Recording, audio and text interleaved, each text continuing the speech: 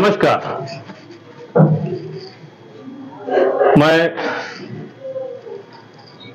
माता वैष्णो देवी काशी धाम मंदिर माधोपुर सीवटा वाराणसी का पुजारी विशाल आज आपसे मसाने की होली पर चर्चा कर रहा हूं।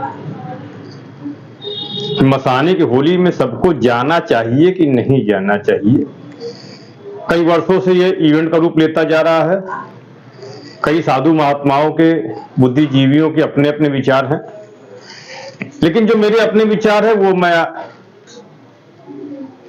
आपके सामने रख रहा हूं। काशी में जो चिता भस्म की होली होती है, यानी मसाने की होली, जो रंग भरी एकादशी के अगले दिन यानी दूसरे दिन फाल्गुन शुक्ल द्वादशी तिथि पर भगवान महाशमशान नाथ अर्थात भगवान भोलेनाथ शिव की नगरी में अपने गणों, भूत, प्रेत, पिशाच, यक्ष, गंधर्व आदि के साथ होली खेलते हैं। वो होली चिताओं के भस्म के द्वारा, राख के द्वारा खेली जाती है। ये परंपरा है। लेकिन इसमें सभी पारिवारिक गृहस्थ आश्रम में रहने वाले छात्र छात्राएं, बालक बालिका या महिला पुरुष किसी भी उम्र के हो, क्या जाना चाहिए? मेरे हिसाब से तो नहीं जाना चाहिए।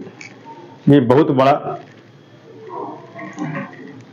आप लोगों के लिए जो जो जा रहे हैं उनके लिए समस्या का कारण बन सकता है। हो सकता है बर्बादी का कारण बन जाए। वजह क्या है कि काशी में दो ऐसे घाट हैं जहां दिन रात 24 घंटे पूरे 12 मास चिताएं जलती हैं, अंतिम संस्कार होता है।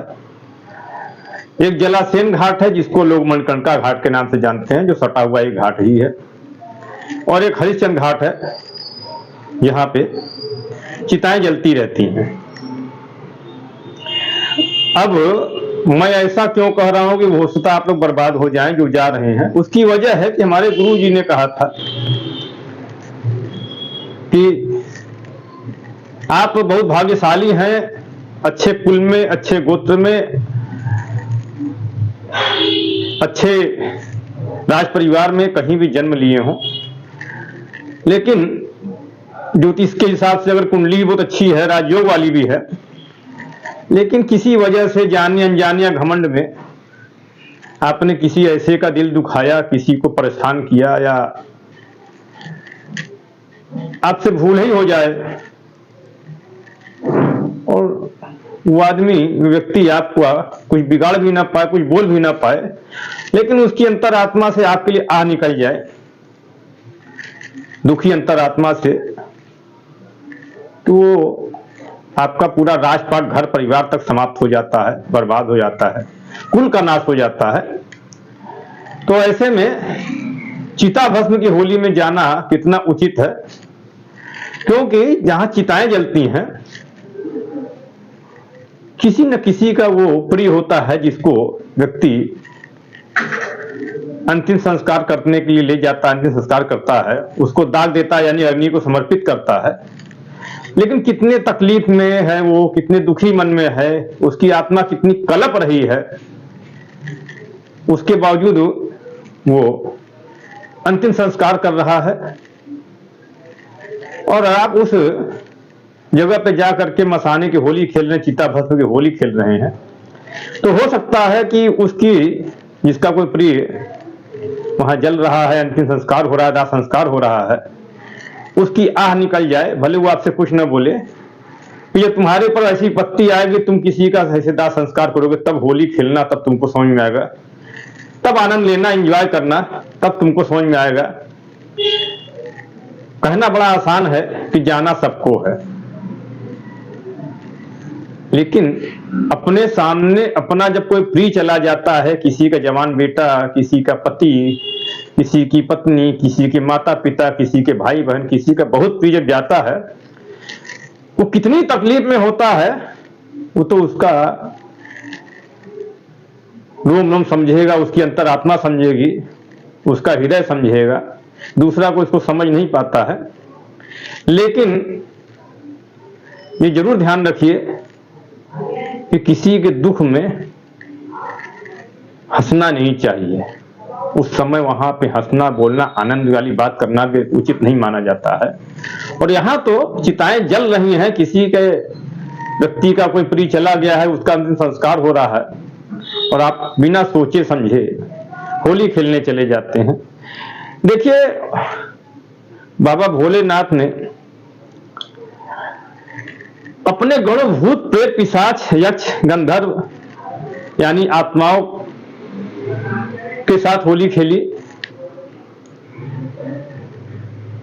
द्वादशी तिथि को वहां अवघड़ भी खेलते हैं, किन्नर खेलते हैं, वो एक अलग विषय है।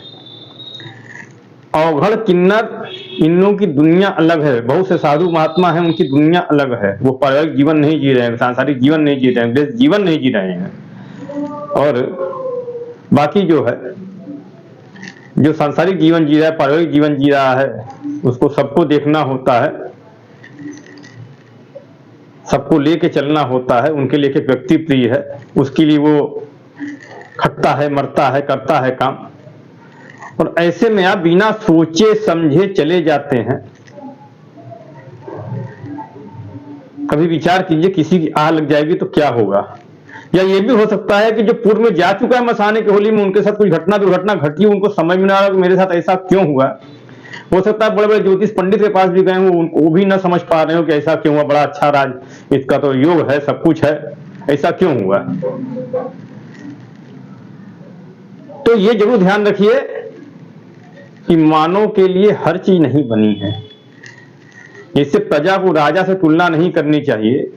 वैसे सामान्य मनुष्य को भगवान से, देवी देवताओं से अपनी तुलना नहीं करनी चाहिए। देवी देवताओं को सबको देखना है, उनको भटकती आत्माओं को भी तृप्त करना है, शांत करना है।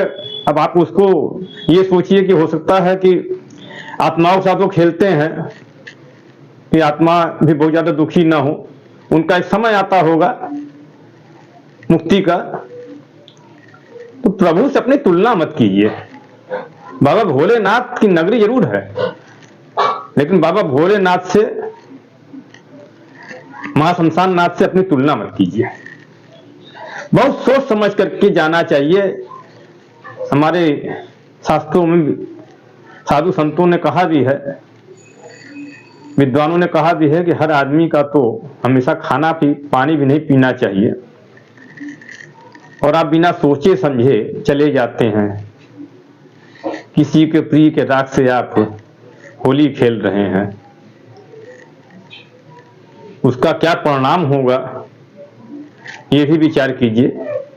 ऐसा ना हो कि सब होने के बाद आप बहुत पछताएं कि हमसे बहुत बड़ी गलती हो गई, या समझ ही ना पाए कि कैसे ये हुआ, और उस बर्बादी हुआ आप बर्दाश्त भी ना कर पाए, या बर्दाश्त करना एक मजबूरी हो जाए।